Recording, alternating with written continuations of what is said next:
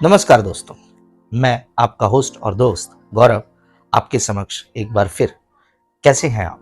आशा करता हूँ आप सभी खुश होंगे, खुशहाल होंगे और हमारी वीडियोस एंजॉय कर रहे होंगे। मौत और जिंदगी ये एक ऐसी सच्चाई है जिसे दुनिया में कोई भी झुठला नहीं सकता।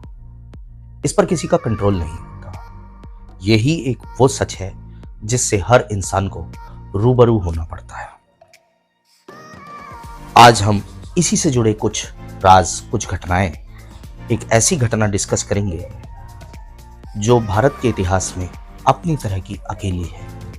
पहली बार जब मैंने इस घटना को सुना था तो मुझे भी इस पर विश्वास नहीं हुआ था, लेकिन मुझे विश्वास करना पड़ा क्योंकि मैंने कई ग्रंथों का सहारा लिया, कई जर्नल्स पढ़े, कई कहानियां पढ़ी। उसमें इस बात की पुष्टि हुई कि हाँ, ऐसा भी हो सकता है। लेकिन सबसे पहले आप please please please like, subscribe और शेयर कर लीजिए हमारी वीडियो को।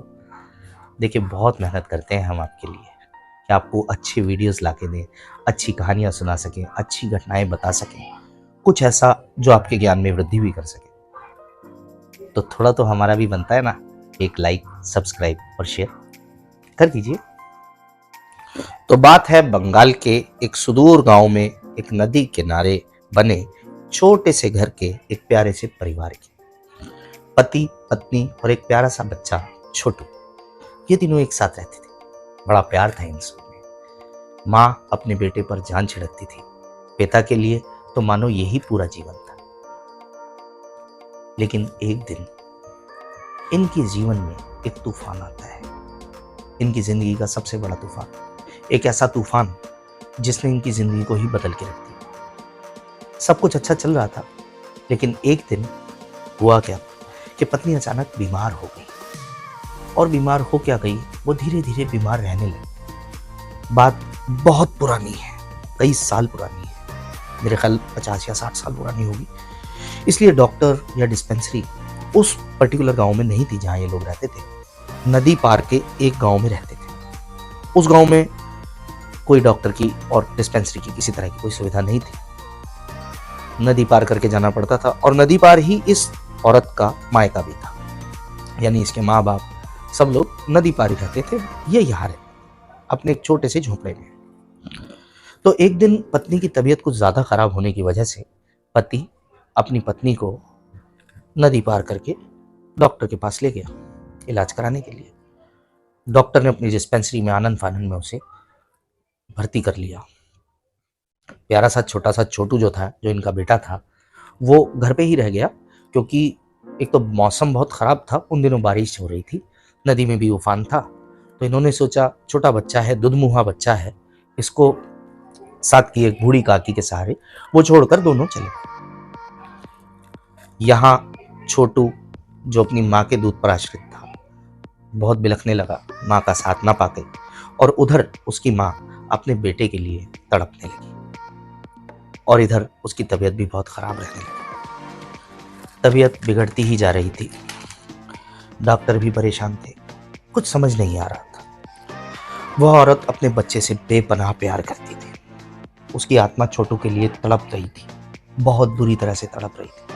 हर पल वो अपने बच्चे को याद करती थी। लेकिन क्या कर सकते हैं, अभी अस्पताल भी तो रहते हैं, वहां पर भी तो रहना है। पिता ने छोटू को उसकी माँ के पास लाने की कोशिश भी की, लेकिन वो मौसम के सामने हार गया। जैसे तैसे वो अपने घर पहुंचा, अपनी बीवी को समझा के कि मैं घर जाता हूँ, छोटू का कुछ ख्याल करता हूँ और अगर हो सका तो उसे ले आऊँगा।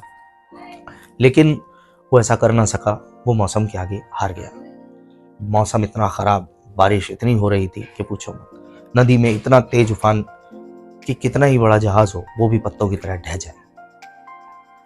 अब जैसे तैसे उसने रात गुजारी, छोटू को दूध पिलाया, जिसको दूध तक नसीब नहीं हो रहा था पिछले 2 दिनों से।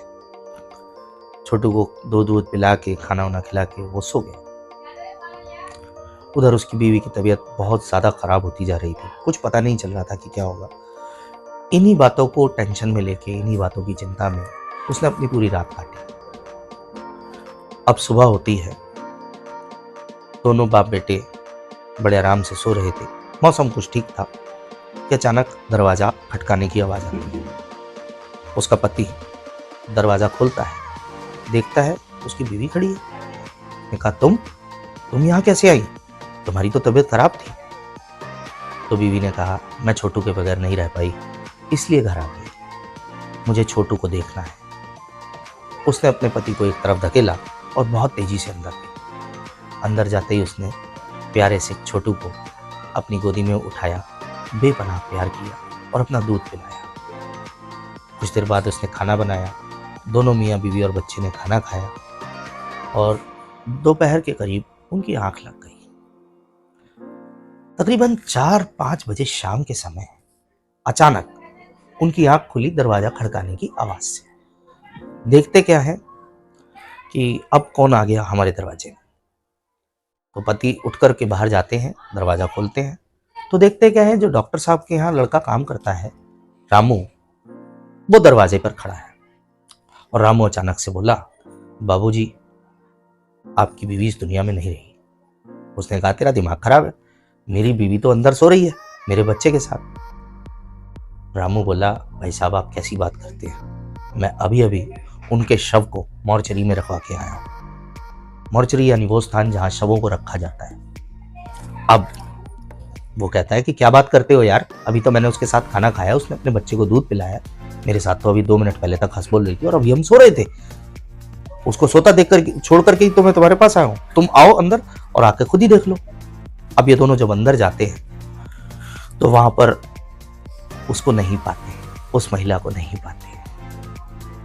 अब पति कुछ परेशान हो जाता है। वो इधर उधर देखता है, घर बहुत बड़ा नहीं था, छोटा सा घर था, हर कोने में देख लेता है, कहीं भी नहीं दिखती। अब बीवी हो तो मिले, यानी बीवी नहीं थी, तो फिर वो कौन थी? ये सवाल लिए बदहवास सा वो नन्हे से छोटू को अपनी गोदी में उठाकर नाव में बैठकर नदी पार जाता है कि देखूं आखिर माजरा क्या है, क्या हुआ, कौन थी वो। ये सवाल उसके दिल में बार बार कचोटे जा रहा था। डिस्पेंसरी पहुंचने के बाद वो जैसे ही मॉर्चरी में देखता है, उसके मुंह से चीख निकल जाती है, आंखें फटी रह जाती हैं। उसकी बीवी तो यहां लाश बनी पड़ी थी। अचानक उसके दिमाग को क्या हो गया, ये मेरे साथ क्या हुआ? मेरी बीवी जो यहां मरी पड़ी है, क्या ये सच है या वो सच है जो मेरी बीवी घर पे आई थी, छोटू को बेपनाह प्यार कर रही थी, दूध पिला रही थी और खाना भी साथ में खा रही थी? ये अचानक मेरे साथ हो क्या रहा है?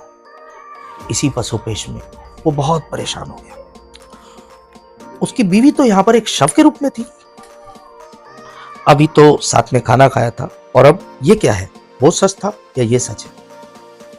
इसी दुविधा में दुख से भरकर भारी मन से उसने अपनी पत्नी का अंतिम संस्कार वहीं किया।